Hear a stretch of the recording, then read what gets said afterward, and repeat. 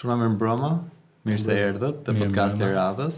Podcasti quhet Stacioni i Startupeve, u bë disa muaj që e kemi filluar.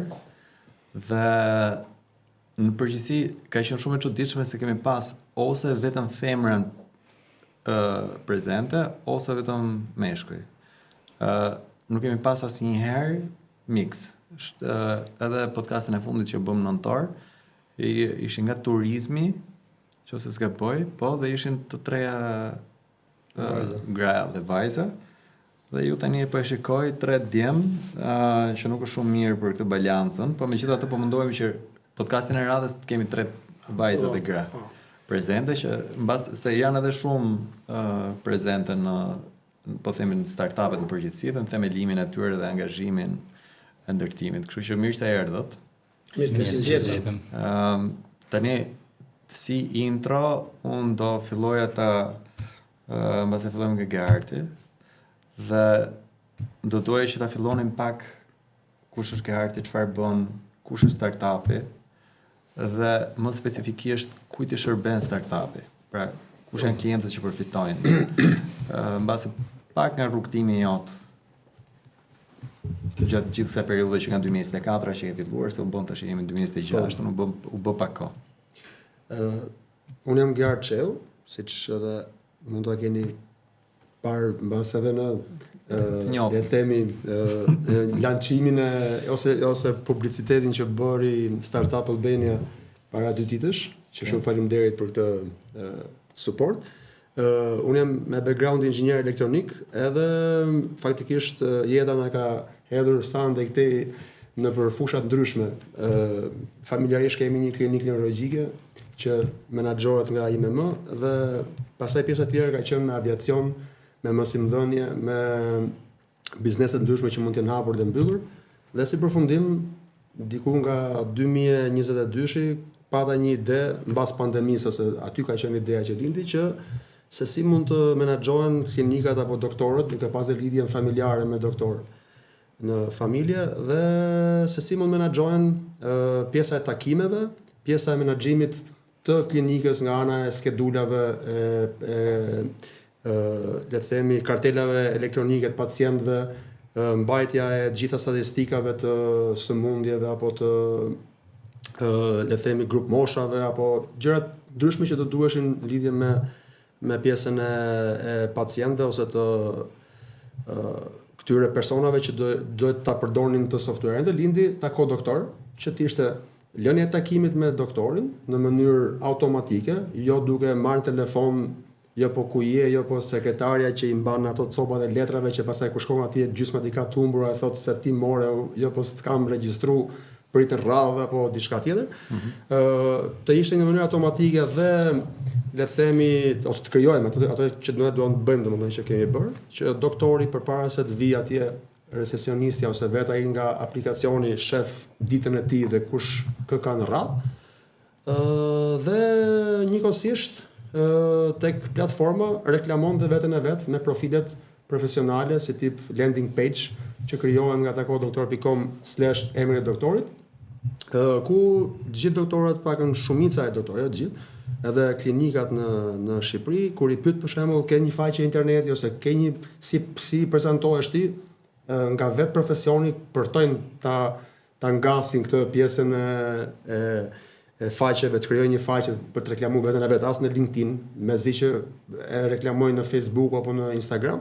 Dhe mendova që ti bëj dhe një si tip profili profesional ku ai shpjegon aty gjithë punën e vet, një foto, specializimin mbas të çmimet apo të vizitave që krijon apo diçka tillë, dhe të ketë mundësi për të hedhur le të themi artikuj profesional, që është si puna e Facebookut ose si puna e Instagramit, kur ai të jetë i le të themi interaktiv dhe me ata që lexojnë, që do jenë pacientët apo ne populli. Pak a shumë kjo është ideja, domethënë, e platformës. Shumë interesante. Emil, mirë se erdha. Mirë se të gjeta. Dhe ti bëj pak reklame dhe ata zotëve të shtëpisë sot, Dua Space-in. Dua Space është një nga ato vendet hapësirat në Tiranë që ne si agjenci i promovojmë, jo vetëm Dua Space-in, por edhe të gjithë tjerë, dhe mundohemi që çdo muaj të gjejmë një që t'i japim pak po themi pamje që të gjithë komuniteti të paktën të di se ku mund të shkojë, dhe pastaj kuptohet të gjithë vendosjen se çfarë kanë, po podcast studio na i ka vënë Dua Space sot na i ka dhënë mundësinë, coworking space, lab, maker space e të gjitha të tjerat. Kështu që nëse ju çuna doni në një hapësirë për të punuar, për të takuar, Dua Space është këtu. Tani dalim te Emil. Emil, ju jeni grand fitues, keni ecur përpara me projektin siç ne kemi parë në agjenci. Na thuaj pak ku filloi gjithmonë ideja, ku të filloi ngacmimi për të marrë në fushën e shëndetësisë me këtë po themi mënyrë për të zgjidhur një problem, dhe veçanërisht kush është problemi që po zgjedh dhe klientëve që po ja zgjidh të problem. Faleminderit për fjalën edhe mundësinë. Në fakt doktori është një ide e cila ka lindur përpara se ne të hynim në skemën e startupeve, dhe ne kishim diku rreth 1 vit e ca më përpara që e kishim nisur me fondet tona, kishim definuar idenë, kishim bërë materiale softwareike, kishim filluar me materiale promovuese, me video. Ideja e doktorit, duke marrë shkas edhe se dhe Gearti e ceku këtë pjesë, do të thënë, finalja është që të gjithë ne duam që t'i shërbejmë më mirë pacientit si pikë fundore, por qasjet i kemi të ndryshme. Qasja e doktorit, duke qenë që shërbimi në Shqipëri, shërbimi spitalor është i bazuar te shërbimi publik në shumicën e tij, pra në mbi 80% të rasteve, 90% diçka e tillë. Ne menduam se nuk dhe po të hynim në mënyrë private, do me thënë duke marrë mjekët privat për të dhënë një zgjidhje me platformën tonë. Normale ky është një treg tani që është emerging, është në rritje, dhe këtë e tregon që janë disa platforma, siç është e Geartit, siç është e Indritit, apo siç janë edhe disa platforma të tjera, dhe është fiks momenti që të gjitha këto platforma kanë dalë në treg në të njëjtën kohë. Dhe kjo tregon që ky treg dhe ky sektor është një sektor i cili është në fazën e pjekurisë për të filluar dhe për të bërë zgjidhje inovatore, duke futur teknologjinë, digitalizimin, inteligjencën artificiale, edhe elementet të tjera të digitalizimit dhe teknologjisë. Ideja është që duke qenë që sektori është në shumicën e tij publik, ne menduam që qasja jonë duhet ishte nëpërmjet sektorit publik për të kapur dhe për të ofruar teknologjinë. Pra, ne nuk duam të hyjmë në këtë treg si ofrues shërbimi. Por ne duam të hyjmë në këtë treg si ofrues të një teknologjie, të një sistemi i cili mund të përdoret nga një segmenti institucion shtetëror, ose disa institucione shtetërore, ose dhe vende të tjera, fqinje, vende të tjera në botën që është çik më mbrapa nesh në botën e tretë, për të bërë zgjidhje të brendshme IT-e për të lidhur, për të unifikuar shërbimet, për të unifikuar spitalet, mjekët e familjes, mjekët specialist, farmacit, pra për të bërë një integrim total të kësaj strukture, sepse ne kemi sot investime në shëndetësi, kemi dhe në pjesën e IT-s në shëndetësi, pra ne shpenzojmë sot shumë lek, por secili spital është i bën fragmentuar. Po, bravo, i bën të fragmentuara, secili ka buxhetin e vet, ka një strategji të vetën, dhe janë të pa unifikuar, blejnë pajisje, bëjnë software, por nuk kanë interoperabilitet, dhe si finale neve për të gjithë vizitat që bëjmë në shtet, punojmë akoma me receta me letra me dorë, nuk kemi një sistem të unifikuar të dhënave historike të gjithë pacientëve që preku dhe Gearti, nuk kemi të analizave, nuk kemi të imazherisë, dhe ne kemi nevojë shumë që të digitalizojmë këto të dhëna për t'i pasur në mënyrë digjitale. Përveç kësaj duhet hyrë dhe më thellë dhe çfarë ne kemi të dhëna duhen digitalizuar përsëri që ne të krijojmë ato që quhen big data. Me krijimin e këtyre big datave ne do kemi mundësinë që pastaj të implementojmë inteligjencën artificiale. Shqipëria në sektorin e mjekësisë është një nga sektorët që Shqipëria ka jashtëzakonisht shumë mundësi nëse hyn e para në këtë sektor, të mbledhi këto të dhëna nëpërmjet shtetit, ka forma bashkëpunimi, ne jemi ofrues të teknologjisë që do bëhet bukimi, do bëhet rezervimi, por nuk do jemi ne pronar të datave, sepse ato janë të dhëna sensitive, duhet të jenë të qeverisë. Ne ofrojmë vetëm interoperabilitetin midis spitalëve, mjekëve të familjes, mjekëve specialistë, pra infrastrukturën që kjo gjë të funksionojë, patjetër duhet jetë enkriptuar end-to-end çdo gjë. Me qëllim që të mblidhen këto të dhëna dhe pastaja ne të mund të implementojmë inteligjencë artificiale dhe të arrijmë tek doktori me inteligjencë artificiale i monitoruar nga mjeku human, por... Okej, do të ndërpres këtu një moment se do vim të ajo pyetje të përdorimit të teknologjisë. Vetëm do thoja në aspektin e fokusit të një problemi specifik. Pra, ju e filluat të ndërtonit të menduat. Kush ishte ajo që thatë, okay, ky është një problem, përveç po themi fragmentimit të softwareve të ndryshëm, kishte një problem në aspektin e konsumatorit që shërbehet nga këto sisteme? Kishte një problem që problemi më i madh që ne vum re ishte pjesa që për çdo lloj shërbimi mjekësor që ne marrim, ne jemi të detyruar të shkojmë dhe të presim radhën tek mjeku i familjes, që është dhe ndërfaqja e parë e sistemit. Aty ne shkojmë në orarin që ne mendojmë, gjithsecili, ndonjëherë gjejmë radhë, ndonjëherë nuk gjejmë radhë, ndonjëherë presim, ndonjëherë ai është, ndonjëherë ai nuk është. Na duhet recet, na duhet për të marrë një ilaç, duhet të shkojmë aty. Domethënë i gjithë sistemi rrotullohet rreth mjekut familjes, siç është dhe sistemi italian. Në Itali po e bëjnë me shoqëri private të njëjtën gjë, pra shoqëria private e IT-s po ofron. Këtu janë bërë shërbime IT-e, por nuk është bërë në mënyrën që të kemi një vizion të një platforme se çfarë duhet të ketë dhe pastaj ta ndërtojmë platformën, por thjesht ndërtohen platforma dhe pastaj nëse do t'i gjejmë ndonjë drejtim në rregull, po edhe po si gjetëm s'ka problem se vum një database aty, vum një server këtu dhe është një gjë jo e unifikuar. Domethënë ka të bëjë dhe me një planifikim strategjik. Kemi bërë aplikacionin mobile që i adreson të gjitha këto probleme fix mbi kazusin shqiptar, domethënë çfarë ofron mjeku i familjes, referenca për te doktori tjetër, këto shënohen për te analizat, për te imazheria, për të gjitha që dhe të ruajmë datat, po dhe të bëjmë një flow sa më të këndshëm edhe sa më pa pritje, pa përplasje të pacientëve. Shumë mirë. Endri, rada jota. Mirë mbrëma. Prapë dhe ne njihemi, u bëm një nga fituesit e skemës 2025. Gerti ka qenë 2024. Po.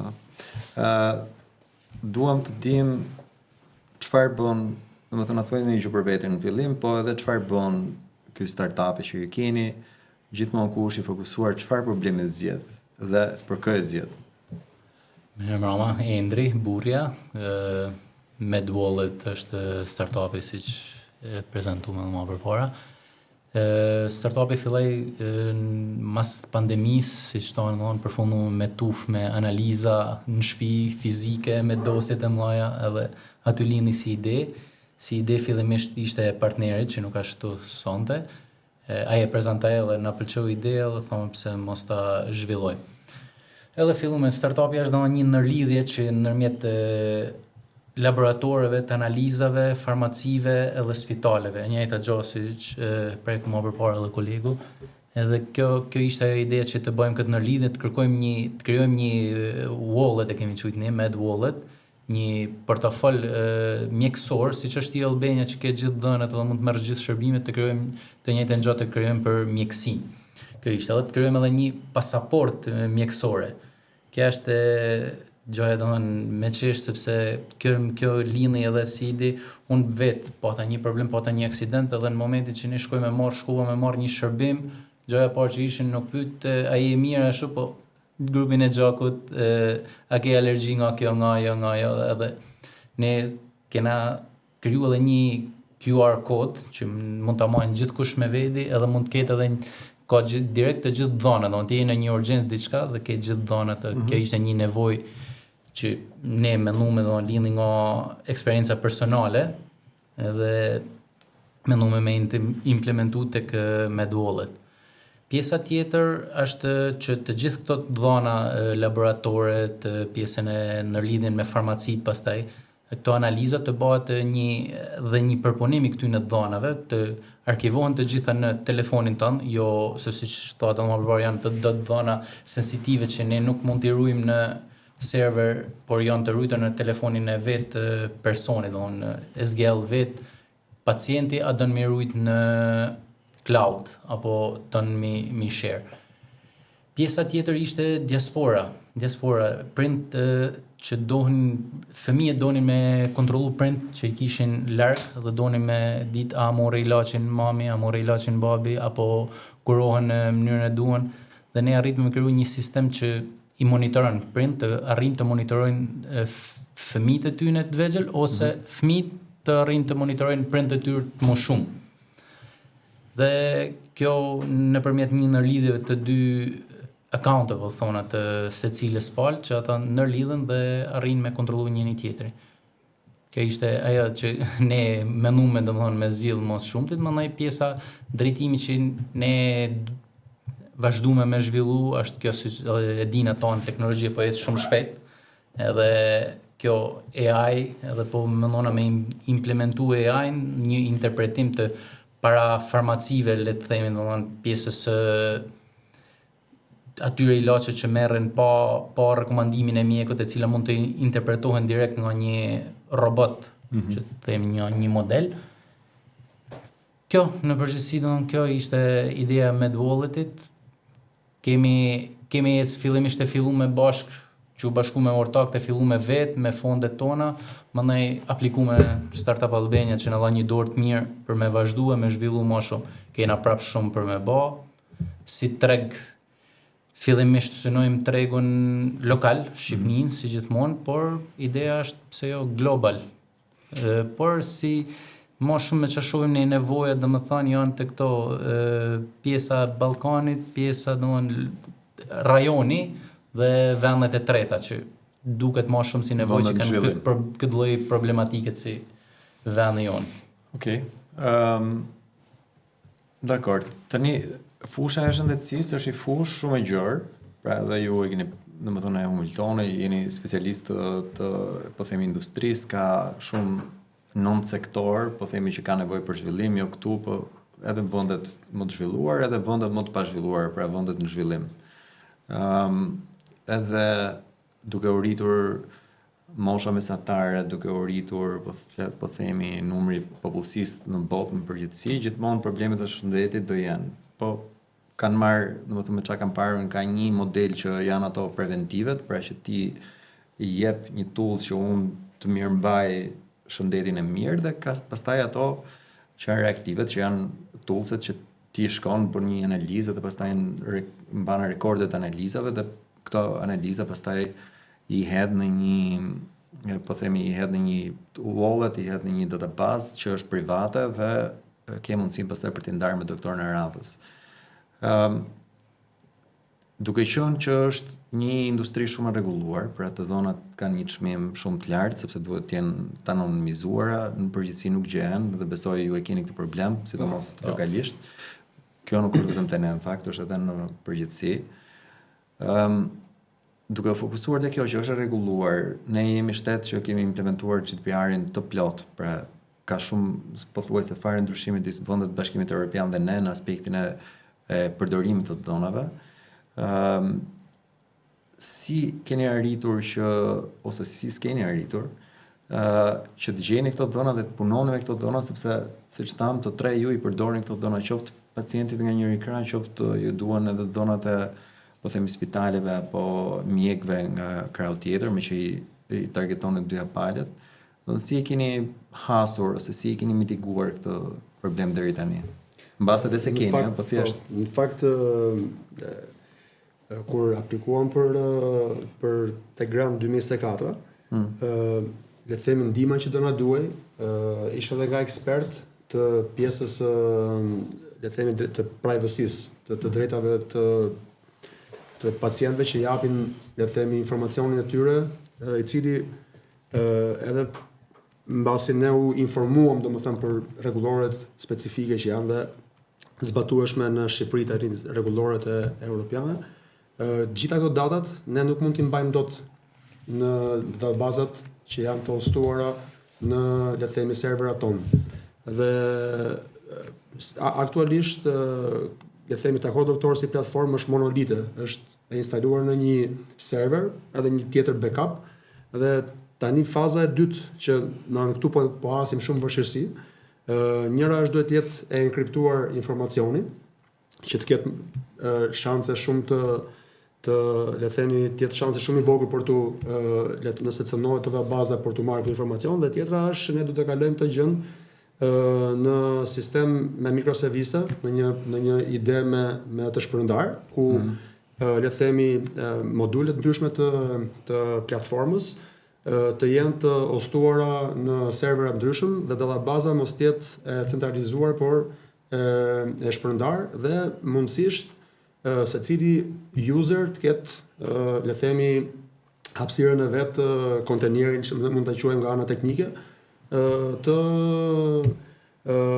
userit vetë, të databazës vetë. Domethënë kjo është ajo që neve po përballemi në këtë moment për të ndryshuar tash teknologjinë nga një teknologji ose një strukturë të software-it që ishte më pak primitive, duke qenë se edhe ishin napat e para, duhet të ecim tash me një hap tjetër për ta bërë këtë më të sigurt nga ana e privacy-së, edhe sigurisë. Kjo është nga krahu juaj. Jon, tani se kjo është detyrim. E kisha më tepër dakord. Ky është një ambient teknik që ti edhe mund ta po themi të blesh. Mund ta blesh outsource edhe e ke të siguruar sepse të siguron një kompani që i ka ato parametra. Në aspektin e të dhonave e kisha më shumë, pra si e keni hasur, si keni menduar që mund të aksesoni dhonat e pacientëve, spitaleve, të doktorëve, sepse ju duhen këto dhona, po themi nëse unë vi te platforma jote, dhonat që ju merrni janë X klient. Po themi për ta zgjeruar pak shërbimin për dhonë, për të krijuar analytics e më radhë. Është shumë e rëndësishme le të themi termat që neve do të në momentin që regjistrohet një person në platformë, të paktën momentalisht ne nuk përdorim as dhënë për të bërë statistika, nëse e ke fjalën për të shitur diku tjetër ose për të analizuar diçka. Për të analizuar mund t'i përdorim. Për momentin nuk është qëllimi jon ky primar. Primar është që të bëhet lidhja midis pacientit dhe doktorit të ketë atë interfejsin e vet për të menaxhuar ditën dhe klinika atë CRM-n e vet, domethënë të menaxhoj kë klient, kush pacient do vi, çfarë smundje ka patur, çfarë kam thënë në fundit, shoh historikun, nëse është dentist i bëra këtë dhëmë do i bëj të dhëmën tjetër, nëse është kjo është pjesa që duhet. Dakor, shumë i qartë, po në një moment caktuar përdorimi i këtyre të dhënave, ajo që ne kena menduar është që mos të jetë, domethënë patjetër që s'do të jetë i specifikuar me emër mbi emër apo kështu, po me smundje specifike për të dhënë për shembull sa persona kanë pasur arreste kardiake vitin e fundit apo për të bërë statistika të tilla që mund të lënë gjurmën e databazë, por pa cënuar identitetin e personit. Shumë e qartë. E kisha më tepër fjalën, pra nëse e kuptova dhe po përgjigjem gjëra që jemi okay deri këtu. Te pjesa pra nëse unë jam një doktor dhe Endri është klienti im i parë, te platforma jote unë nuk kam historik për Endrin. Okay, që Endri të hedhë tani dhënat. Në aspektin e e të dhonave historike të cilat mbase nuk janë digjitale. Dhe unë dua të kem historikun e Endrit që pastaj ta ustoj të ky doktori apo të doktori X që është klienti i platformës. Pra në aksesin e këtyre të zonave, sepse aktualisht të zonat janë shumicë ose 99% të zonave janë gjitha jo të digitalizuar ose janë diku në një format Excel në një spital. Si ndodhi me pse merrti ideja e doktorit. Mbase këtu thjesht ta zgjerojmë pak në aspektin si e keni përdorur teknologjinë në platformë. Pra, për të zgjidhur mbase këtë problem ose edhe pak më gjërë. Se më kujtove një gjë shumë të që më kisha dalë pak nga kur lëviza shtëpinë që ka ndodhur dhe kjo ideja e tako doktorit, duhet shkoja dhe të ndroja shumë interesante sa probleme dalin nga vetë shëndetësore. Po aty dalin gjithmonë. Edhe të ndryshoja edhe qendrën shëndetësore dhe kur shkoj te qendra shëndetësore, më thonë merre fizikisht kartelën tënde të pacientit. Aty lexoj kur kam qenë kaq i vogël, pastaj më bërte gjepërën kur kam qenë kështu 2 vjeç, 5 vjeç.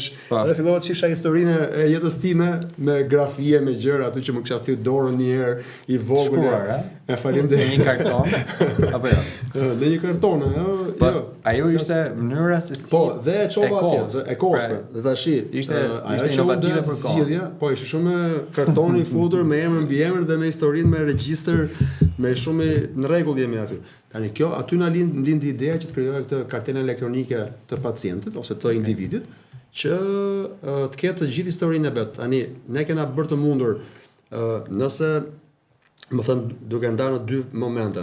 Nga tani e mbrapa dhe çka ka ndodhur më përpara. Më përpara e kena pas në copa letrash, që i kemi edhe në shtëpi, grafira të ndryshme ose eko ose MRI ose skanera ose le themi analiza gjaku apo për gjëra të ndryshme që kemi pasur në faza të ndryshme të një analize që kena bërë për një sëmundje të caktuar.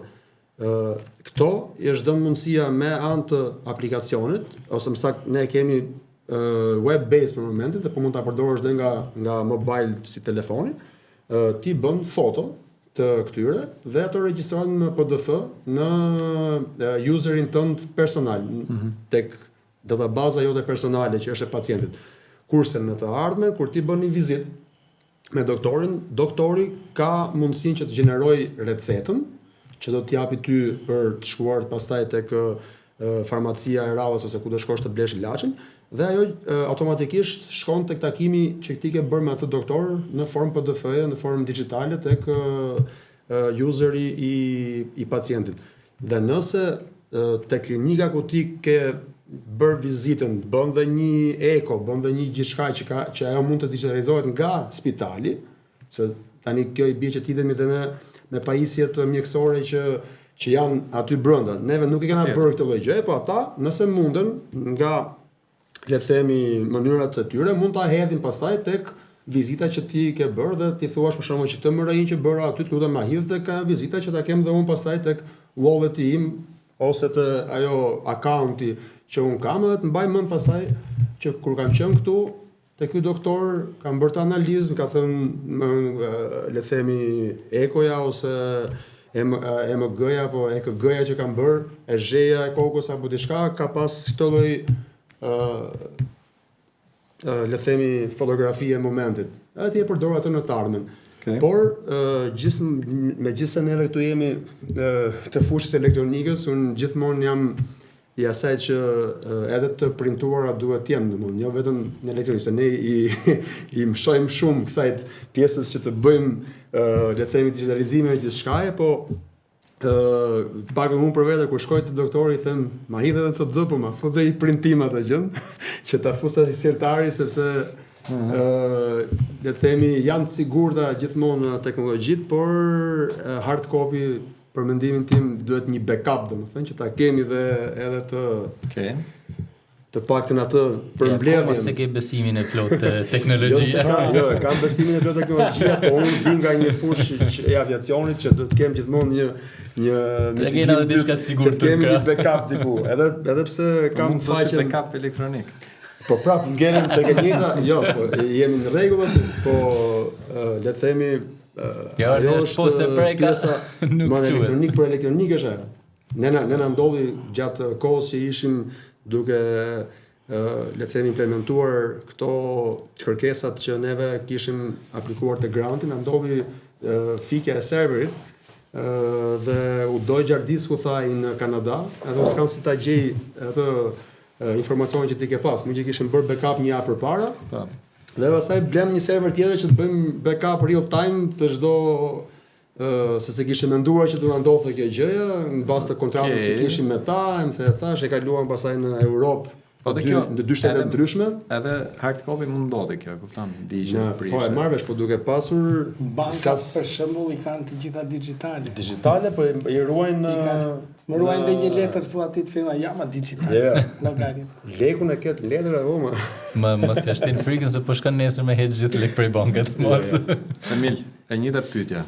Pra, ku jemi, domethënë, duhet të dalë pak te problemi që ju keni me aksesin në dhona në industrinë e shëndetësisë në përgjithësi. Pra, se kemi vetëm ne, nuk jemi unik në aspektin e kërkesës për më shumë të dhona, sepse dihet që mbi të dhona pastaj ndërtohen gjëra të tjera, shikojnë të probleme, zgjidhen dhe probleme të tjera gjithashtu, po si e ke parë ti këtë, domethënë aksesi në dhona ka qenë deri tani sfidë e madhe, sfidë e vogël, ku e shikon pak më përpara, mbase mund të shohësh rol që agjencia mund të ndihmojë në aksesin e këtyre dhonave ose qeveria në përgjithësi, Ministria e Shëndetësisë më radh, pra ta kapin pak kështu dhe si e përdorni teknologjinë, domethënë kjo është në vijim, ajo që ndërpreva që pari, si e përdorni teknologjinë ose në një formë inovative, këto modulet që kemi AI-në e tjerë, në ndërtimin e startupit. Ti përgjigjem një herë pyetjes parë. Aksesi te të dhënat në vetvete është edhe një nga sfidat më të mëdha që ne kemi, me thënë të drejtën është vetë sfida për ne, dhe flasim për të njëjtin problem, po mënyra të ndryshme për të zgjidhur problemin. Për shembull, Gearti tha që gjeta dosjen ose gjën dosjen tënde personalisht, i bën foto, e ruan në mënyrë digjitale në një platformë që mjekët të shohin historikun dhe të bëjnë këtë.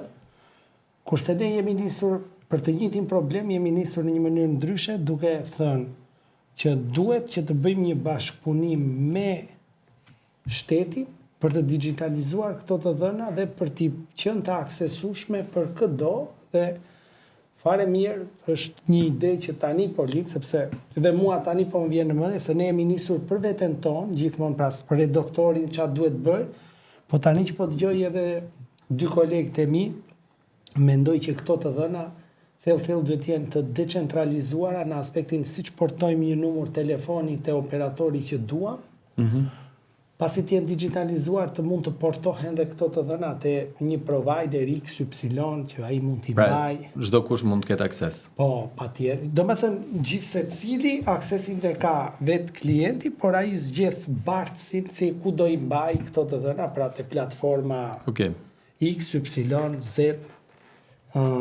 Ku do t'i përdori? Ku do t'i përdori.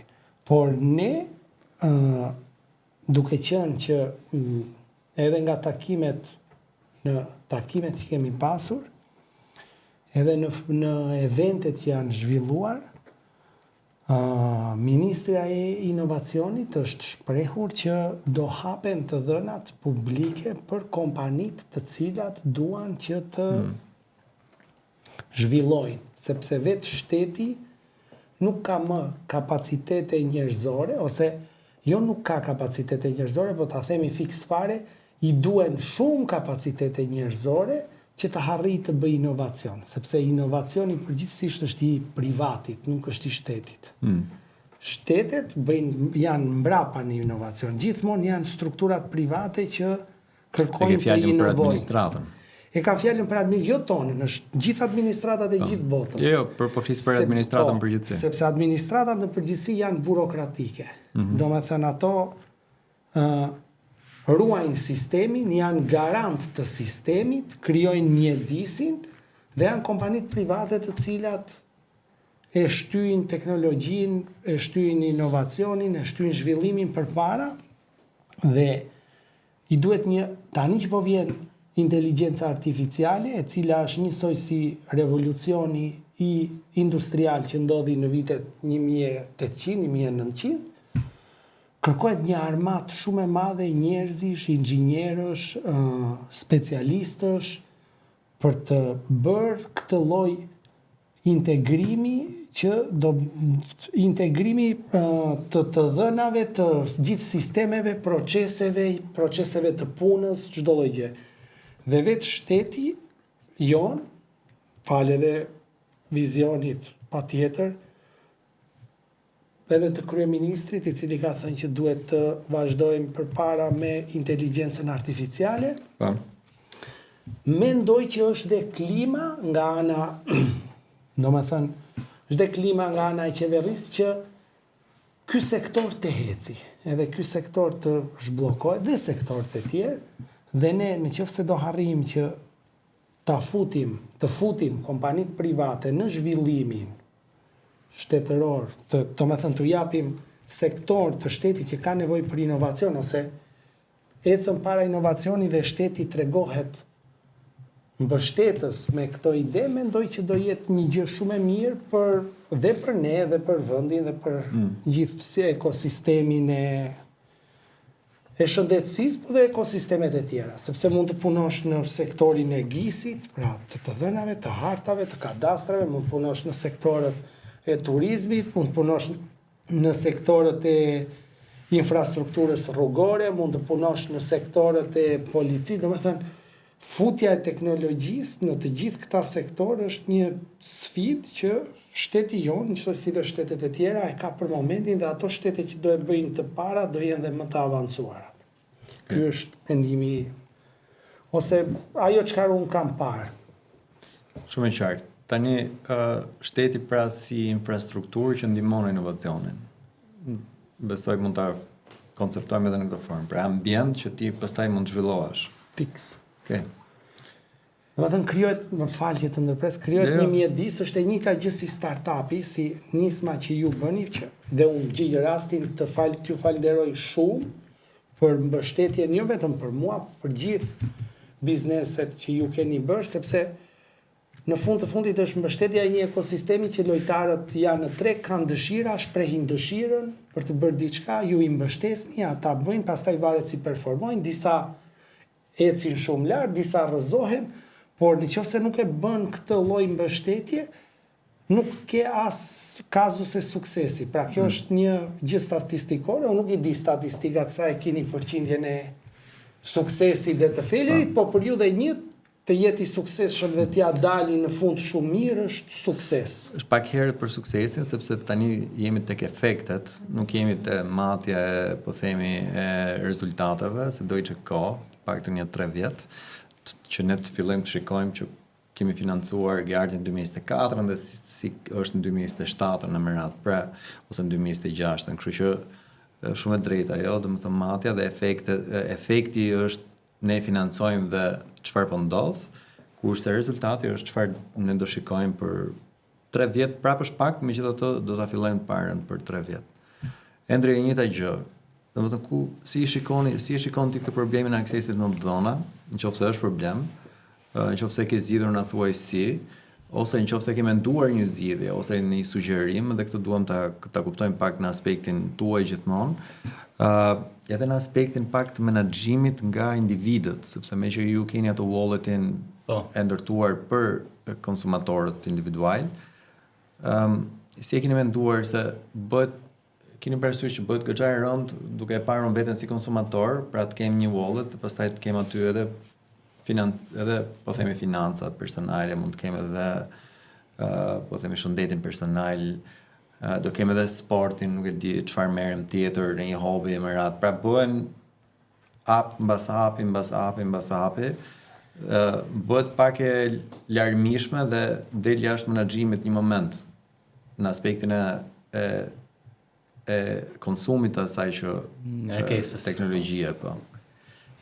Qase janë problematikë kena pas edhe ne të njëjtën problematikë pjesën e të dhënave, edhe ne i kemi dhënë një drejtim tjetër kësaj në kuptimin që të dhënat të jenë personale dhe secili të ketë siç ka fotot e veta në telefonin e vet, të jenë edhe këto dhëna mjekësore të jenë në telefonin e vet. Edhe për analizat e laboratoreve kemi kriju një OCR që me skanim me i marr ato dhëna dhe me i përpunu në apin e tyre. Domethënë mos të dalin nga telefoni i tyre, do jetë gjithmonë të dhënë, nga që edhe dhënat janë sensitive dhe ne duhet, siç tham më përpara, duhet me pas akses nga shteti ne që më na dhënë, më na ofruar ato dhëna.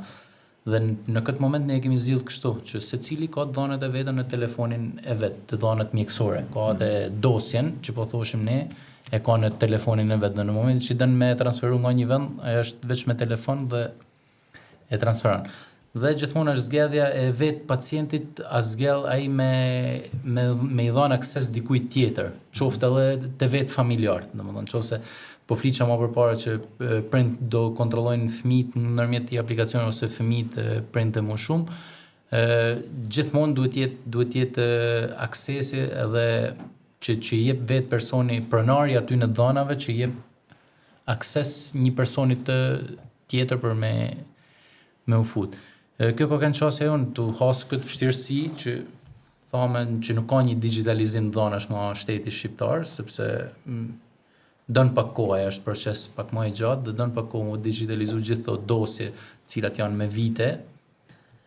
Ne kemi bërë këtë lloj zgjidhje për momentin, por vazhdimësia mendoj që do jetë e njëjta gjë si gjithë kolegët, do tentoj me fut gjitha dhënat, gjithë rekordet në vite, mundësisht të gjithë jetës, sepse ajo është edhe ideja jone e apit që të bëjmë edhe interpretimin, të kemi do të dhëna se si ka kanë edhe curia shtetit ton, kur kemi marr për shembull kemi pas një lloj mjekimit që ka ndryshuar gjatë shtetit ton me grafiqet, sepse ne kemi krijuar do grafiqe në ap, të cilat bëjnë interpretimin.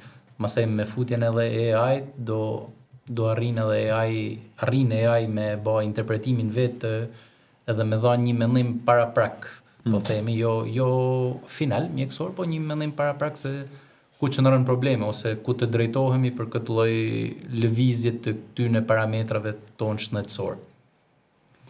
Si e keni përdorur ju teknologjinë deri tani, ose këtë teknologji që po vjen në ndërtimin e platformës? Ose mbase si e keni edhe menduar që do ta përdorni AI-n, big data, të gjitha platformat që janë sot që ndihmojnë në këtë fushë? Është fiks kjo, domethënë që po hasim problematikë, sepse po u futme me AI, të dhënat bëhen publike. Dhe ne na duhet të kemi diçka tonen, një model tonin AI, po themi, që ky interpretim të bëhet në atë server, jo dhënat të kalojnë në palë të treta të jenë publike, deri në momentin që të zgjidhen to dhëna sensitive, si thënë, në moment që të kemi. Shumë interesante. Kjo është logjika që ne po përdorim për momentin. Pra një model on-premise, AI ka modele, sot që po flasim, ka modele që janë edhe që ti pagun për shërbim sa herë që ti e përdor atë për klient dhe por ne po mendojmë me marr një model që të kemi tonin të bler, kushton më shumë se sa për user, por është më i sigurt për rujtjen e dhënave. Okej, po ju do ishit mbas edhe gatshëm që nëse dikush do ofronte një model privat lokalisht, pra brenda Shqipërisë, që të kishte akses ose mund të ishte i përdorshëm në serverin tuaj privat, ju nuk do ta blenit vetë, se këtu po e zgjeroj pak bisedën për thonë që edhe të tjerë do ta donin këtë shërbim lokalisht. Duke qenë se është shëndetësia e rregulluar me GDPR, është diskutim, besoj që i vlen për të bërë, sepse e njëjta gjë, për shembull, kemi të njëjtën temë me fintech-ët. Njëjtën temë deri diku agri, po jo ai shumë, sepse dhënat nuk janë ai shumë sensitive në aspektin e konsumatorëve, po janë sensitive në aspektin e përbërësve të ushqimit, etj, sigurisë më radh. Pra ka dhe aty aspekte, kështu që këto modelet e AI-t dhe infrastruktura që duhet ndërtohet, është mirë që të ketë një komponent privat, lokal, dhe jo që dalin në, po themi, në këto modele publike. Po. Sepse deri tani kemi parë shumë që dalin publike dhe dalin publike në mënyrë ad hoc. Më thjesht kam përshtypjen, edhe më e shpejt mund të jetë, po e shpejt e thjesht, kushton më pak, patjetër, sepse merr domethënë përdor diçka. Problemi aty është që ne nuk i dim se ku procesohen, si përdoren, se të gjithë mendojnë që e dim, po nuk e dim. Okej, dhe shumë mirë. Tani një pyetje rreth folëm për sensitivitetin, folëm për klientët, folëm për teknologjinë, folëm si ta përdorin, tani për sensitivitetin dhe se si krijon një marrëdhënie në një fushë kaq vështirë me klientin. Sepse e para, të dhonat e mia personale në aspektin e shëndetit mund të jenë edhe që s'duhet t'i marrë vesh askush. Duke qenë se një palë midis në doktorit, spitalit dhe klientit, ju keni atë përgjegjësinë që e merrni dhonat dhe teorikisht unë që jam konsumator them kam besim, s'kam besim. Dhe si e keni menduar që ta krijoni këtë besimin e klientin, qoftë spital, qoftë publik, qoftë privat, qoftë individ, qoftë doktor? Se shumë e rëndësishme besoj nga pikpamja Kjo është sfida që të gjesh atë formulën e dur që si këto data duhet regjistrohen ose siç po e thotë dhe Endri apo Emili, Endri ka dhënë një zgjidhje që dhënat hidhen në telefonin personal dhe nuk i mban platforma, neve po i mbanim deri tani në Ajo ka problemet e veta pastaj se unë telefonin s'kem më dhënat. Do të thonë me numrat para 10 viteve që po humbi telefonin dhe filloi nga fillimi. Por mund ta zgjedhësh me e rujt në cloud, por është zgjedhje personale, domethënë prapë cloudi futemi te pjesa që kush menaxhon cloudin. Kush e menaxhon cloudin dhe sa e sigurt është ruajtja e atyre dhënave. Dikush si është enkriptuar informacioni. Nëse, domethënë, po të jostojmë Google Cloud, teorikisht ato barierat janë aty për t'u aksesuar. Problemi është në vetvete, a do dojë edhe Google-in t'i kishte dhënat. Pra, është edhe kjo pyetja që a duhet t'ja japësh një kompani që është të madhe dhënat e tua, se sido që tjetër ato do të përdoren në një formë. Në një formë, po. Kështu që nëse mos flasim për ato, po flasim për këtë pjesën se si krijon se nga pikpamja teknike e ke shumë të vështirë besoj që ti shpjegosh një konsumatori jo teknik, që saj teknikisht është i sigurt platforma jote. Po kur del në treg, ti je limituar në shpjegimet teknike, se s'mund të rish laborosh që sa të mirë ka mund serverin e sa AI, sa i mirë është lajerti në konceptimin e ndërtimin e këtyre. Pra, domethënë për t'u larguar pak edhe për t'u afruar pak me tregun, pra si e keni ndier, domethënë ka një bashkëpunim për shembull me qeverinë, mund ndihmonte kjo në rritjen e besimit, jo mbase vetëm për një, por për të gjithë. Pra të gjithë ata që merren me teknologjinë në shëndetësi. Këtu duhet nxjerrë më shumë, domethënë si e keni adresuar deri tani ose si planifikoni, faktikisht ne po jemi në shërbim të mjekësisë, që janë doktorët dhe klinikat dhe pacientit. Të tre neve, qëllimi është që t'i shërbejmë këtyre aktorëve. Dëshira e madhe që të kemi një suport qeverin apo ndonjë spital të madh i cili ata i kanë këto lloj spital privat them apo dhe shtetëror, që i kanë këto data dhe i manipulojnë edhe me pjesët e tyre, se doktorët gjithë këto data që marrin bëjnë depistime pasaj për të gjetur shkaqjet e sëmundjeve apo këto dëna që marrin edhe pse nuk i mbajnë në mënyrë digjitale, ata i kanë në mënyrat e tyre që i manipulojnë për të nxjerrë le të themi studime shkencore apo gjëra të tilla. Tani te duke ardhur te pjesa e tako doktor, vështirësia kjo ka qenë që të gjejmë mënyrën më të le themi të thjesht që këto të dhëna të jenë sa më le themi të sigurta, të ruajtura dhe patjetër që një bashkëpunim, unë kam menduar këtë gjë që kishte menduar dhe Emili, që një bashkëpunim me qeverinë, për shembull që nëse aktualisht ne përdorim për të lënë takim me mjekun e familjes, shkojmë te Albania dhe lënë takim me mjekun e familjes. Nëse i Albania do bënte një, ose më saktë Tako Doktor do bënte një partneritet me qeverinë, ta fuste këtë lloj ideje të Tako Doktor, ku nga i Albania powered by Tako Doktor apo Tako Doktor powered by i Albania, të kesh mundësi që ti të lesh takimin jo vetëm me mjekun e familjes, por dhe me mjek të tjerë, dhe duke shfrytzuar burimet ose resurset që ka shteti, siç është akshi apo teknologji tjera që mund të jenë më të avancuara për të bërë ruajtjen e dhënave, për të kaluar standardin e privacy-së dhe le të themi çdo lloj kërkese tjetër që mund të jetë nga ana e legjislaturës, Ministrisë së Shëndetësisë, Ministrisë le të themi të drejtave të GDPR-it, edhe le të themi për të qenë le të themi në rregull me çdo lloj kërkese që janë në legjislaturën shqiptare dhe europiane, sepse shumë shpejt po kalojmë kapitujt që duhet jeni pjesë e Europës. Emil, e njëjta pyetje. Tani me thonë të drejtën, platforma jonë e doktor është ndërtuar që në fillim për të ofruar pikërisht këtë gap që ka ofrimi i shërbimit publik. Pra, ne nuk jemi ndërtuar dhe e kemi nisur para se të merrshim grantin e startupit, kemi filluar investimin dhe kjo ishte ishte bast, sepse dakord që ne do të arrijm teknikisht, por ne duhet që të arrijm që të bindim dhe palën tjetër, pra klientit. Dhe nëse ne do ishim shumë të suksesshëm me pjesën e parë, ne ishim 50% të bërë, sepse 50% që tjetër ne kemi që qeveria, po duhet që ta pranoj.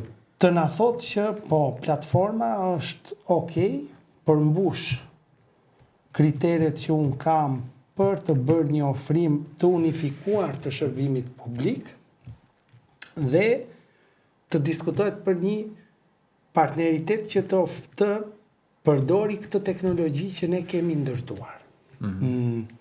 Tani, në lidhje me të dhënat personale, vetëm një parantezë, për shembull, neve kemi se nuk folëm për shërbimet që ne ofrojmë, ne ofrojmë shërbimin e urgjencës, i cili është me tracking, me GPS që jep trackim të vendit ku ndodhet personi që merr telefon, se ne nuk kemi dhe sistem adresash të saktë, ose siç ndodhi në Itali që drejtën 3 orë se kish ngatëruar numrin kur pati problemin me monoksidin e karbonit për t'i gjetur fiks. Ai kishte jam bloku 168, po që e 186 në fakt, edhe kjo tani pyetja është në momentin që dikush është shumë sëmur dhe duhet të shtypi urgjencën. Të dhënat personale, duhet që ky personi t'i merret vendodhja këtij njeriu që është në një gjendje shumë të vështirë dhe në urgjencë, apo mos t'ia marrim vendodhjen se po shkelim të dhënat personale dhe ky le të ketë probleme, apo le të humbi jetën. Dhe ky është dhe trade-offi, domethënë të dhënat personale janë shumë mirë për sa kohë neve nuk kanë të bëjnë me shëndetin tonë. Në momentin që kanë të bëjnë me shëndetin tonë, ne pastaj afirmosim te doktori, për shembull, nuk ka problem, marr përsipër të gjitha dhe po bëre ti gabim, nuk është faji jot, është faji im, dhe gjëra të tilla, ku na zahalli. Pyetja. Tani, unë mendoj që duhet të ketë një ndërhyrje në mënyrën e të dhënave personale, sidomos në sektorin mjekësor. Nuk po flas në sektorë të tjerë, të punës së shitje online, gjëra që janë gjëra. Ndërhyrje në çfarë forme? Ndërhyrje në çfarë forme? Ndërhyrje të tipit, për shembull, të ruhet anonimati, po jo diagnozat. Për shembull, Emili të shënohet me një kod XYZ që nuk dihet kush është. Anonimizim. Anonimizim, siç edhe të dhënat të jenë të hapura që të mund të aksesojnë, por ky njeriu të jetë i anonimizuar. Është shumë e qartë kjo. Pastaj, nëse ne bëjmë një sistem konvertimi, që në momentin që vjen një request nga privati, ai ka Chelsea publik, që siç është mënyra e asinkron. Po, që lidhen Chelsea publik dhe privat të certifikatave të gjithë të dhënave. Në këtë moment mund që klienti t'i lësh njërin Chelsea dhe Çelësi tjetër e mban shteti, kompania, ama të dhënat e diagnozës, të recetës, të terapisë, të përgjigjet le të jenë të hapura me qëllim që dhe fakulteti mjekësisë, sepse ne për shembull platforma e doktor ka disa portale. Një nga portalet është portali mjekut familjes, që ai shef bën bukimet, shef rezervimet që i kanë ardhur. Një është e mjekut specialist, një është e farmacistëve që futin produktet online. Një tjetër është e Universitetit të mjekësisë, i cili mund shofi të dhëna statistikore me anonimat, por që të bëj punë kërkimore, të bëj research, sepse ti shikon që ke, po themi 500 raste apo 500.000 raste me një lloj sëmundje dhe fillon ecën përpara dhe me punën kërkimore. Edhe me gjëra, ndaj po them që kjo pjesë e privatësisë është që personi le të jetë privat, mos ta dim kush është, po të dhënat nuk mund të jenë aq private sepse duhen dhe janë një pasuri publike për t'i përdorur edhe për brezat. Pra nuk mund t'i varrosim ato të dhëna që janë të dhënat e mia dhe unë mos t'i shofi askush, nuk është e pa kuptim.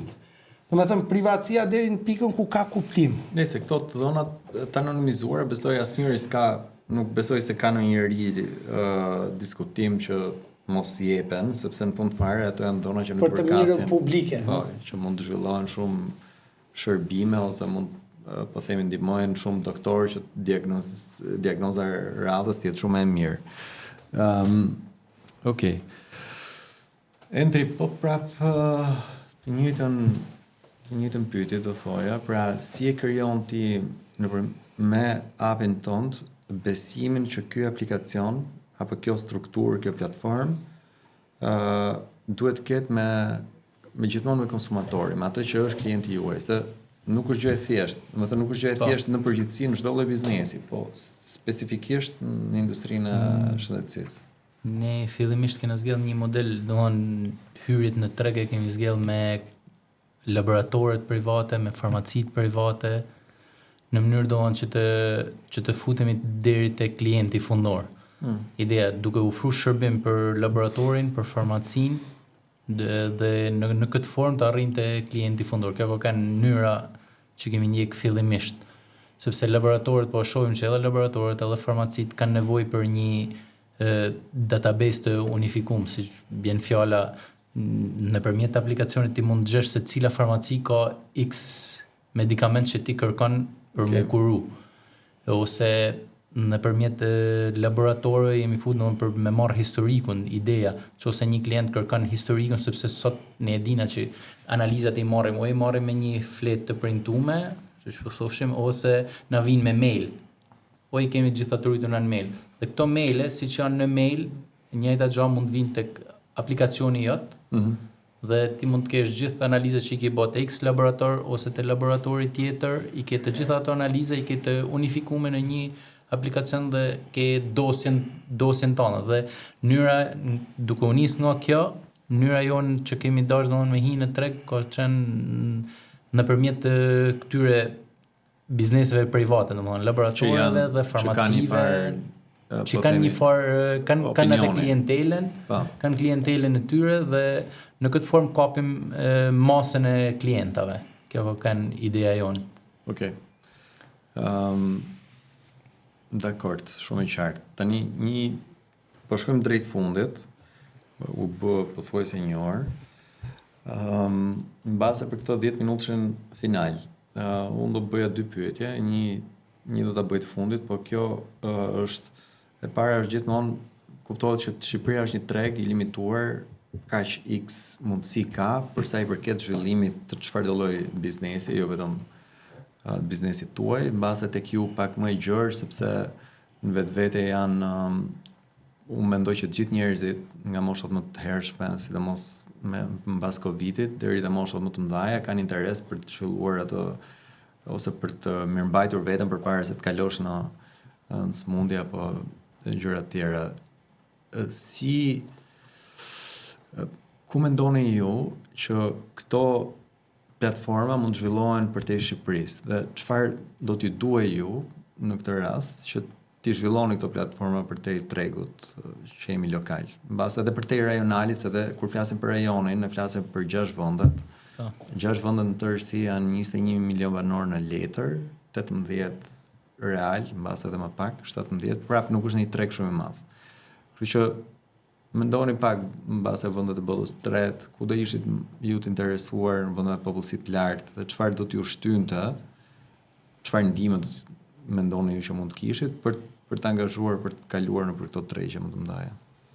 E ke Qose do ishte kjo ambicia. Të ndihma që mund t'japi, le themi, qeveria, duke qenë se kushdo. Pra kush do ishte një mjet që ty do të bënte të mundur kalimin nga tregu shqiptar, po themi në tregun e, nuk e di, Afrikës Veriore, Egjipt,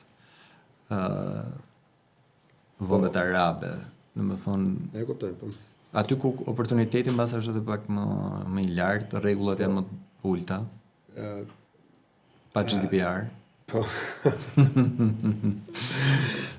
Ideale. Radh pa është connection që duhet kesh tek ato vende, domethënë që mund të connection dhe krijohet se nëse ke një ide e gjen. E rëndësishme është edhe mbase një mentorship që na duhet për të kuptuar dhe më shumë, le të themi, tregun evropian, nëse do shkojmë do fokusohemi në Europë apo tregun e specifikuar atje ku mund të synojmë. Le të themi, por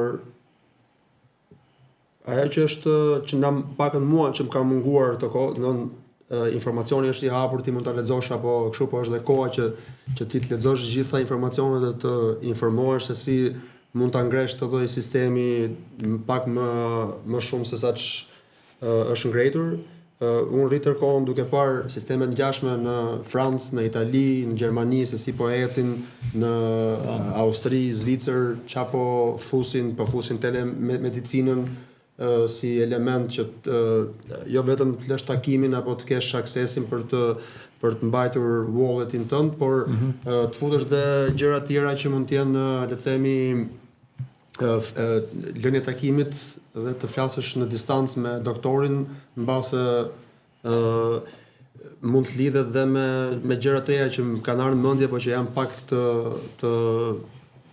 për të think global, le të themi, për me mendu diçka më larg, që vetë platforma duke pasur edhe lidhje mobile me persona që mund të kenë, për shembull, matjen e sheqerit në gjak, që mund t'i japi aplikacioni një ide, nëse ai ka një element që e mban të lidhur në trup, apo një pajisje që mund t'i japi, ose EKG-ja që mund të thotë që ose ritmi jot i zemrës po rritet ose po ulet, dhe aplikacioni mund të, le themi, këto janë future features që mund të themi në aspekt çfarë do bësh ti me produktin, po e kisha fjalën me produktin që ke, për të futur më global në këtë, se në treg shqiptar këto gjërat e vogla unë nuk harxoj dot resurset e mia dhe financiare dhe të kohës për një treg që ka 2 milion veta, që po t'i them, shiko se kam bërë këtë pajisjen që e mban tu dhe të mat, le të themi.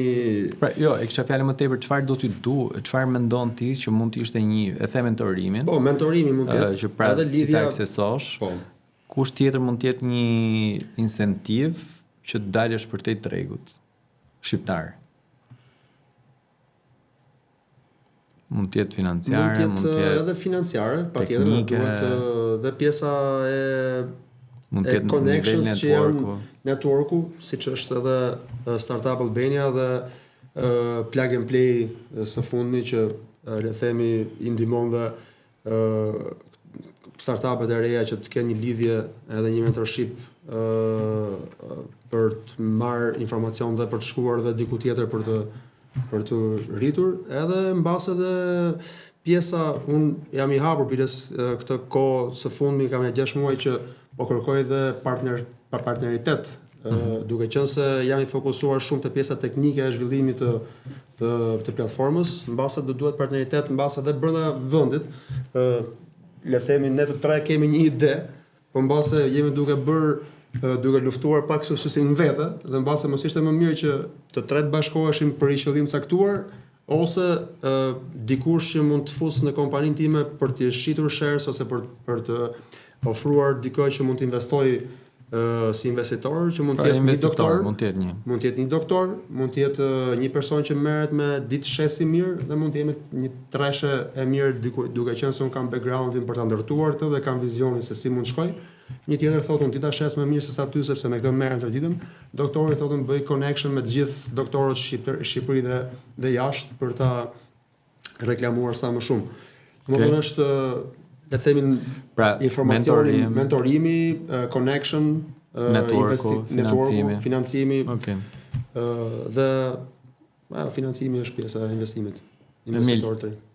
Çfarë do të bënte ty që ta ndërtoje edhe për botën këtë platformën? Qofse se ke bërë akoma. Për mua ndihma më e madhe ishte që të na jepet mundësia që të bëjmë një pilot, ta bëjmë të suksesshëm. Dhe pasi të jemi të suksesshëm këtu, pastaj mendoj që është shumë e thjeshtë për ne që të shkojmë dhe sepse kemi një model, kemi një business case të ndërtuar për të marrur, për të përdorur diplomacinë që ne kemi për t'u ofruar gjithë ministrive të shëndetësisë së vendeve që janë mbrapa nesh. Për të thënë, hajtë shikoni rastin tonë dhe mendoj që pika jonë më e fortë do jetë kostua. Domethënë, unë kam bërë një studim, kam bërë një dokumentim shumë të mirë qenë të kësaja, që e kam vënë në dispozicion edhe të ministrive, të kostove për të ofruar këtë lloj shërbim dhe ne jemi me kosto shumë herë më të lira se vendet më të avancuara. Dhe sistemi që ne kemi kemi ndërtuar, se është ndërtuar, domethënë është bërë aplikacioni mobil për Apple, është bërë dhe për Android. Pra janë aplikacionet janë sot të gatshme dhe funksionale, është më i avancuar se sa ka Letonia që momentalisht është më i avancuar. Okej. Fal Estonia. Vendi që ka shpik Skype-in është Estonia. Estonia, fal, se ngatërroj të dyja. Pra jemi para Estonisë në aspektin e feature-ave, sepse është shumë dense në feature, ata kanë vetëm pjesën e bookingut. Nuk kanë hyrë me feature-at e avancuara me shërbimet e tjera.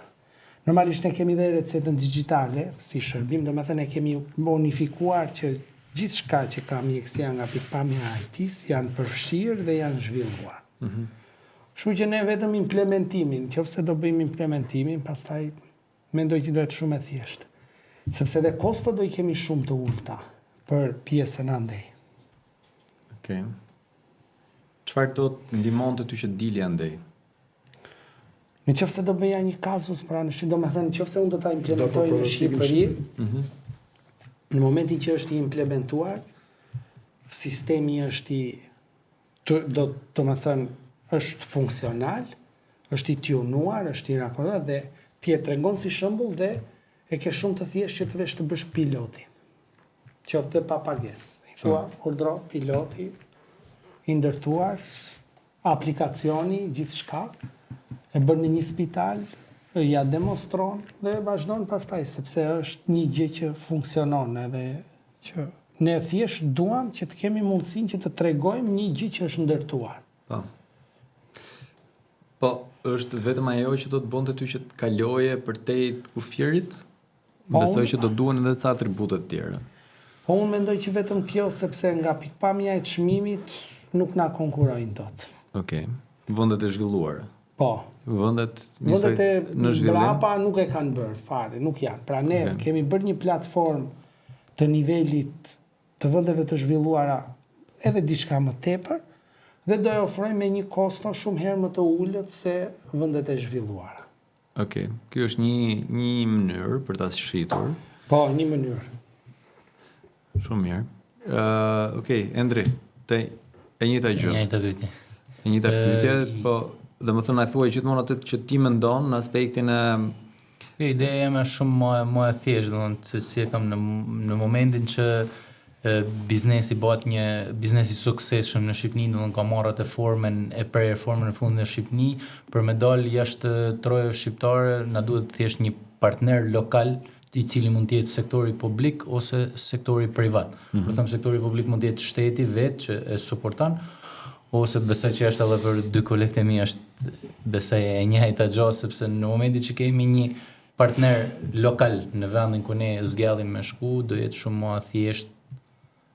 Për shembull marrim startup Albania, por startup Afrika. Edhe bëhet një partner joni lokal dhe ne japim thjesht atë biznes modelin që ne e kemi zhvilluar një herë në Shqipëri, thjesht e kopjojmë është ideja.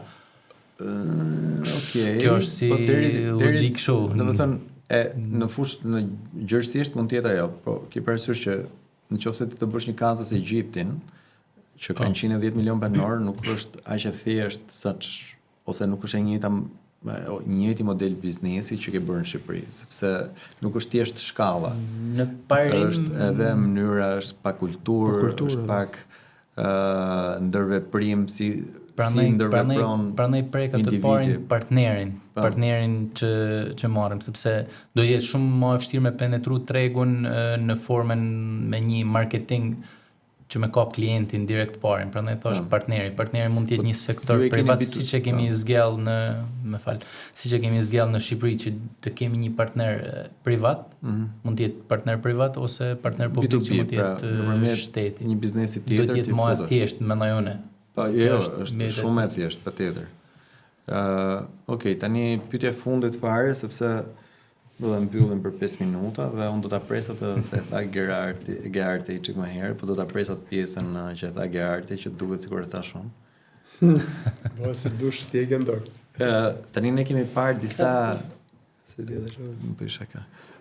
Ne kemi parë disa element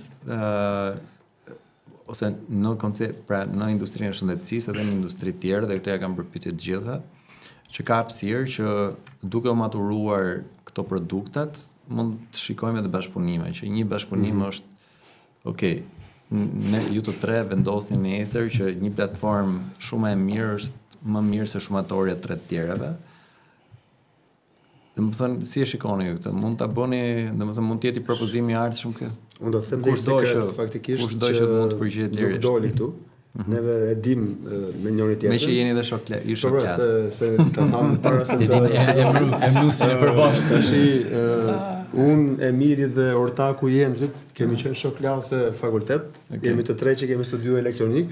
Nuk e di pse çfarë patëm që përfundum të tre, domethënë te kjo ideja e një softueri që ka lidhje me shëndetësinë, shërbimi, domethënë dhe me që sa që takona e kena foli çik këtë si ide, mbase edhe mund të ketë një partneritet. Duhet të takoni çik më shpesh. Po, duhet të takoni çik më shpesh. nga që jena bot gjithë me kalamaja me kështu dhe kena Jo, po flisja në aspektin e biznesit. Ki parasysh që ke 3 fonde të ndara, 3 ekipe teknikësh, 3 ekipe shitjesh, 3 kjo është e rëndësishme që koncepte të ndryshme që targetojnë mbase shtetin në një moment, ose një biznes, ose një konsumator. Pra, në të gjithë këto, po themi, angazhimin e resurseve që sot janë të limituar, edhe për kërdo nga ju edhe të tjerët ka një kosto X. Dhe më thëmë, këtë doja ta zhvilloja pak. Si shikoni ju? E vërtet është, biles, jo vetëm fondi që na dha Startup Albania, që u shkri komplet vetëm me marketingun e me programuesit, po na thuaj që do të japim më shumë. Po mund nëse ka në gjashtën do aplikojmë, po kemi nxjerrë shumë fonde nga burimet tona personale për stafin dhe për marketingun, dhe nëse synimi është i njëjtë dhe ne kena mundësi që të bënim një kooperim Unë jam i afër gjithmonë për bashkëpunime dhe secili bën mirë atë që ti të bëj mirë dhe mos të mundohet të bëj diçka që se po e bën ai tjetri, po do e bëj dhe unë, se e bëri ai Wallitin sa mirë ta fuz dhe unë dhe Wallin tash po unë se kam iden fare se çka ka ai vizionin e vet, e do e bëj gabim, secili ka atë ekspertizën e vet. Nëse ka edhe bashkëpunim në një moment, mbase mund bëhet i produkt që me ndu jo lokalisht, po pak më global, tashin global fare për të luftuar me ato kompanitë e mëdha botërore mbase jo, po ka i shprehje që e kam nga një profesor i këtë drejtës ndërkombëtare që thotë mendo globalisht. Domethënë mos mendo lokalisht, po çik më larg për të parë tregun mbase Ballkanas apo pak më larg se sa ato që po flisnim që parë. Kështu që ideja është shumë e mirë për të bashkëpunuar. Tani dëgjojmë edhe përgjigjet e tjera. Të vazhdoj Emili la për fund, Emili do të dëgjojë këta. Ta ofrojmë. Ideja është që ne gjithë kemi të njëjtin target group, i njëjti këto që po flasim, i njëjti klientët janë të njëjtit, po themi.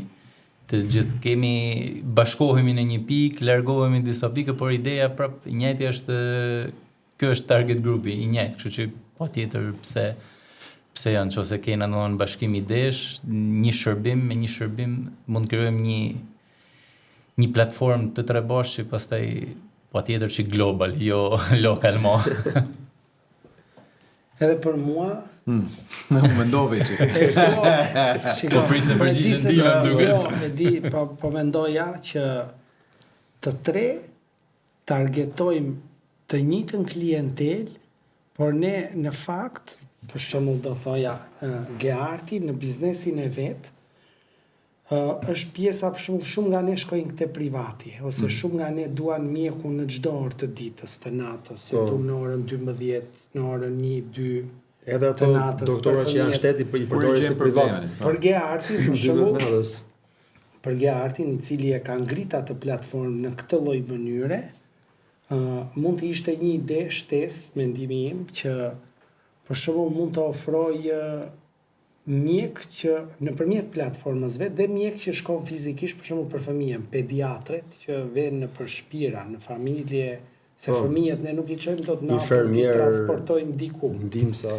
Domethënë, sektori ku është i fokusuar Gearti mua më duket më shumë sektor privat, si është ndërtuar gjëja të tipit Dr. Lib, siç është në Francë. Aplikacionet e tjera që ti gjën një profesionist e paguan privatisht, ai të shërben privatisht, ke një ekselencë në shërbim, ke një pritshmëri, që një review, mund ta marrësh të huaj, mund ta bësh me telemedicinë, mund ta bësh, domethënë, këtë gjë shoh si e shoh. Okej. Endri, se Endri është shoku i shokut tim të shkollës, edhe normalisht është herë e parë që e takoj. Endri ka një ide e cila hyn te data, te ruajtja e datave, te klinikat. Klinikat nuk kanë më pse të merren me 100 emaile, i marrin i uploadojnë në një space që e ka, e jep për gjithmonë. Pra, është një miksim i data centrit me medical, pastaj mund të futi edhe pjesë të pajisjeve, sensori, të rritë, ashtu. E-doktor është i fokusuar të shërbimi shtetëror, pra jemi fokusuar totalisht te e-government, duke mos u marrë fare me pjesën e privatit, as direktori doktorësh. Po nuk përjashton sektorin privat. Ne nuk e përjashtojmë, pra, ne nuk jemi futur, jemi fokusuar te kjo shtetërorja. Dhe si të thuash, po është targeti jot që ke zgjedhur si klient. Është klienti jot po në vetvete, ti të njëjtin produkt mund t'ia japësh dhe një spitali privat. Produktin që un kam. Po. Sepse në përgjithësi spitalet kanë, sidomos këtu, kanë të njëjtën sjellje. Aplikacioni. Po mund t'ia jap, po ne nuk e kemi infrastrukturë. Nuk e kemi, domethënë, me modifikim ne e bëjmë, sepse momentalisht aplikacioni është i ndërtuar urgjenca, që është një shërbim normalisht është shtetëror, po mund të bëhet dhe Po, është privat. urgjenca private. Mjeku Mund i ta bësh edhe familjes, që spitali privat nuk e ka dhe unë duhet që ta ai, po ndoshta mund ta Mjeku bëjmë përgjithshëm. mjeku që të ndjek Specialist, personi, specialist. pastaj është mjeku specialist. Janë të Edhe kjo është gjë modifikueshme dhe mund t'i ofrohet spitalit, jam dakord, por ne nuk i kemi Nëse e ka bërë më targetuar. Jo, e kuptoj, prandaj thash ti e ke targetuar këtë klient që Jo. e ke ndërtuar në atë formë, këtë shtetin. Po, e kam targetuar që në fillim, kam Por qenë që në sjellja fillim. në privat, sjellja e një spitali, sidomos një kompanie që ka disa spitale në menaxhim, është e njëjtë. Pra Po, nuk është nëse një kompani, një spital i madh implementon këtë infrastrukturë, Po. ai merr është shumë e vërtet, por këtu kemi pastaj kalojmë në një problem tjetër të shëndetësisë tonë, që nuk është gabim, nuk është as mirë, është çështje zgjedhjeje, që vende të caktuara e kanë bërë komplet mjekësim private me spitale private dhe nuk ka spital shtet, pra janë disa spital privat që janë ndërtuar dhe marrin, pra sigurimet e mia shëndetësore unë zgjedh që ti paguaj te spitali XYZ dhe ai më ofron shërbimin. Kemi dhe vende që vetë shteti të ofron shërbimin. Në qoftë se ne do kalojmë nga shtetëror në privat, pra do ta japim do t'ua kalojmë privatve spitalet, patjetër që platforma duhet të adaptohet dhe do adaptohet për atë metodë. Por për momentin ne jemi fokusuar tek gjëja e madhe, pra tek pjesa, te pjesa e Luanit që është dhe mjekësi, domethënë ku shkon klienti i masës dhe ku shkon sasia e madhe e njerëzve. Pra, nuk na edhe përgjigjen që të pyetëm. A jemi për bashkëpunim? Jo, në base të shërbimojët parë se me thonë që je për bashkëpunim. Për shembull, ti Po shumë herë. Jo, se ai tha diçka tjetër, se po mundohet që të mos ta ja E kuptoj, përgjigje. Jo, nuk është ashtu. Por nga ana tjetër, dakord, po themi që ti je fokusuar te shteti, gartje me endrin të privatit. Tani si këto dy platforma jo tonden ta bëjmë që t'i japin shërbim spitaleve shtetërore se klienti që shkon në spitale shtetërore, se mund të jetë ajo pamja. Po. Apo jo. Pra, mund të bëj, pra, gjithmonë po e shikojnë Po, që i vjen ai me wallet një mega api që është, siç thash, është shumë herë më e mirë se shumëtorja të trejave. Pra nëse unë do shkoj dhe do marr shërbimin që ofron Endri në spitalin privat, se ka raste për shembull që spitali shtetëror nuk ti përmbush të gjitha kërkesat. Kështu që unë duhet të përdor edhe spital shtetëror për gjëra që më duhen, dhe spital privat, ose do ti ndërthush ndërmjet. edhe kështu dhe ashtu. Se unë për shembull nuk kam të drejtë, nuk kam pas asnjëherë nerve që të shkoj dhe të rrit merr me doktorin e lagjes, pavarësisht se kam të rrugica tjetër. Pra në atë moment që unë mu duhet të shkoj te doktori, do t'i jepi makinës, taksisë saj, do të shkoj te spitali privat më i afërt, sepse e di 24 orë aty ka dikë, kam atë walletin që i jap akses, i them jaku i ke 1, 2, 3, 4, 5 vizitat e më parshme, çka kam pasur probleme me radhën. Pra, domethënë, siç thash, nuk janë fokusi ndaj klientit është një gjë, po që ti të gjithë ju keni mundësi për ta ndërtuar ato sipas rastit, pra për ta fokusuar edhe te sektori privat dhe publik, ka dhe spitale në vende ndryshme që janë dhe gjys publik, gjys privat. Pra një spital i madh ka një krah që është spital privat, një spital i madh dhe një krah spitali publik. Në përgjithësi në Angli kanë këtë formë, pra brenda spitalit të madh bën një aneks që është spital privat, dhe spitali tjetër është shërbime shëndetësor që ata kanë universal. Po ti s'do ta japësh përgjigjen. Jo, është shumë interesante, unë jam i hapur për bashkëpunimin dhe mendoj që është një gjë e mirë që të unifikohet shërbimi dhe researchi të jetë më i zgjeruar dhe i jep platformës më shumë sukses se sa secili tek në fushën e vet. Dhe jam totalisht pozitiv për bashkëpunimin. Shqyqër se mbrapa kamerave nuk do ta pranoni, kështu që mirë që e the këtu. Okej, para shumë futur mirë. në mes. Çuna 1 orë pothuajse 20 minuta, kështu që shumë faleminderit që erdhët një herë, ishte shumë kënaqësi sepse nuk na bie rasti që tulem e ta diskutojmë kaq në detaje, domethënë pavarësisht se takohemi her pas here.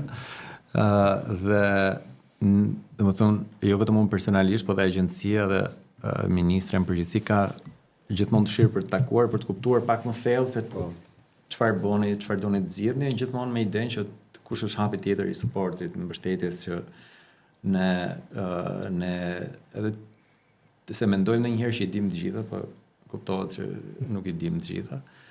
Kështu që unë ju falenderoj. Shihemi në eventin e radhës. Falenderojmë shumë. Mezi presim që ju të gjithë tani ta klikoni te thirrja që kemi hapur 2026, sepse kjo thirrje është e hapur për të gjithë. Dhe njëra nga e para dhe shpresojmë që t'jeni fitues të thirrja, apo t'jeni fitues të një thirrje tjetër që do ketë edhe gjatë vitit. Po t'jemi joint venture na jepni 3 mundësi. Jo, do rrish të ndarë. Nuk po bashkohemi Sa bashkoheni nuk është herë 3.